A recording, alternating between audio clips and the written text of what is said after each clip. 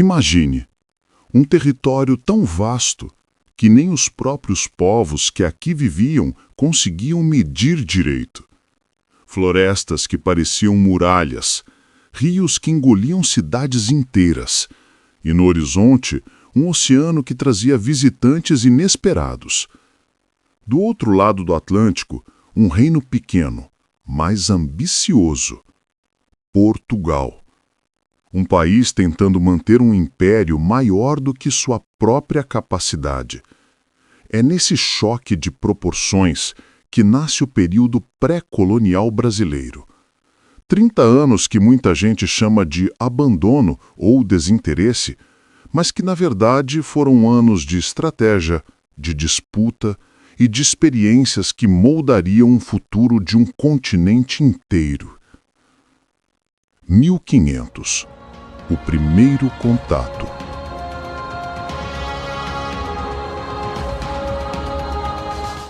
Quando Cabral chega aqui, em 1500, Portugal não está procurando expandir seu terreno. Não quer fundar cidades, não quer criar uma colônia. Eles queriam apenas o caminho perfeito para as Índias. Pelo menos é o que a maioria das professoras do ensino infantil diziam. E essa imensa parede de verde era quase um imprevisto no trajeto. Nos relatos da época, o Brasil recém-descoberto parecia ter pouco valor, pouco ouro, pouca prata, pouco de tudo, exceto o brilho vermelho de uma madeira rara, o pau-brasil. E é dessa árvore que nasce toda a economia inicial deste território. Escambo, a primeira economia do Brasil. Portugal não tinha gente, não tinha navios e não tinha estrutura para explorar sozinho. Então fizeram algo simples e genial. Criaram o escambo. Troca direta, sem moeda, sem contratos. Os indígenas cortavam e transportavam o pau-brasil, e em troca recebiam machados, miçangas, facas, espelhos, tecidos coloridos. Para Portugal, quase nenhum custo. Para os povos da terra, itens valiosos. Era um sistema eficiente, rápido e extremamente lucrativo. Mas, onde há lucro, há concorrência. Com o pau-brasil virando riqueza fácil, o rei de Portugal percebeu uma coisa: se eu não controlar esse comércio, perco a terra. E assim nasce o estanco, um dos termos mais importantes e menos conhecidos da nossa história. O estanco era simples. Só quem tivesse autorização real podia explorar o pau-brasil. Era um monopólio, um controle rígido. Cada tronco retirado, cada navio carregado, tudo precisava da permissão da coroa. O estanco é a primeira forma oficial de exploração econômica do Brasil.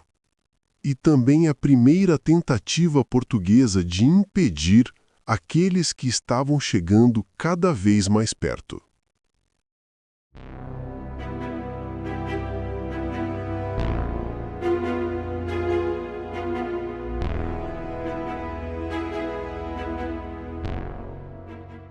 Os franceses ignoravam o Tratado de Tordesilhas. Para eles, terra de ninguém era terra de quem ocupasse. E eles ocupavam. Entravam pela costa com mercadores, aventureiros e até piratas. Formavam alianças com povos indígenas, especialmente os tupinambás. Trocavam presentes, fizeram acordos e montaram pequenas feitorias clandestinas. Levavam o pau-brasil sem pagar nada ao rei português. Um contrabando tão forte que quase fez o Brasil virar um pedaço da França. Para conter o avanço francês e proteger suas riquezas, Portugal toma uma decisão estratégica: erguer feitorias ao longo do litoral. Mas não se engane. Essas estruturas não eram cidades, Não eram vilas e muito menos núcleos de povoamento. Eram postos avançados, como pequenas fortalezas perdidas na selva. Madeira, pedra e pólvora, o suficiente para dizer ao mundo: esta terra tem dono.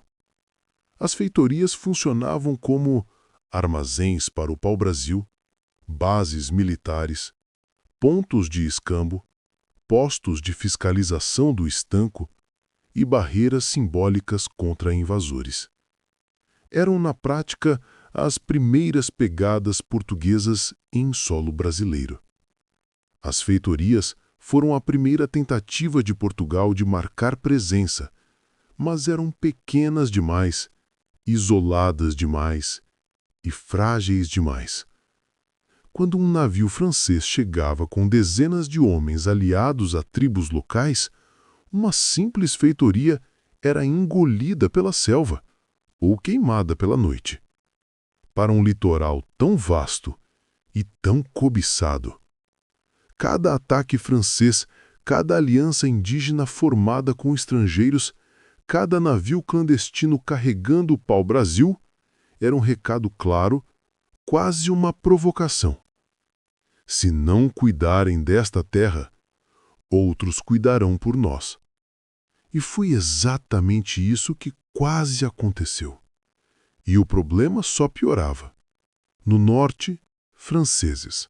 No nordeste, franceses. No sudeste, também franceses. E por trás de tudo isso, um som temido exalava pelos ares de Lisboa. Se não ocuparmos, alguém vai ocupar por nós. E foi exatamente isso que quase aconteceu. As feitorias, uma a uma, mostraram o óbvio. Portugal não estava lidando com um território distante, mas com um prêmio em disputa. O Brasil era uma riqueza bruta, selvagem, e quem tivesse coragem de ocupar seria dono dela. O Brasil do início do século XVI era uma terra aberta, uma porta escancarada para quem tivesse coragem ou ambição. E muitos tinham.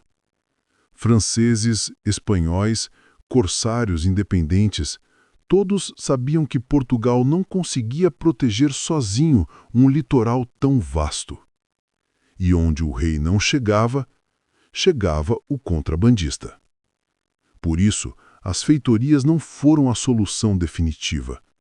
Foram apenas o alerta. E Portugal entendeu o recado. Se quisesse manter o Brasil, teria que fazer mais do que vigiar. Teria que colonizar.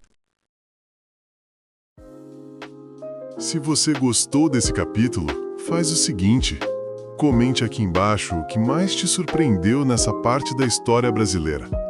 E, claro, se quiser acompanhar o restante dessa jornada épica que mudou o rumo do planeta, deixe o seu like aqui embaixo, se inscreva e ative o sininho para as notificações. No próximo episódio, a gente segue junto para uma das partes mais intensas e desconhecidas dessa narrativa.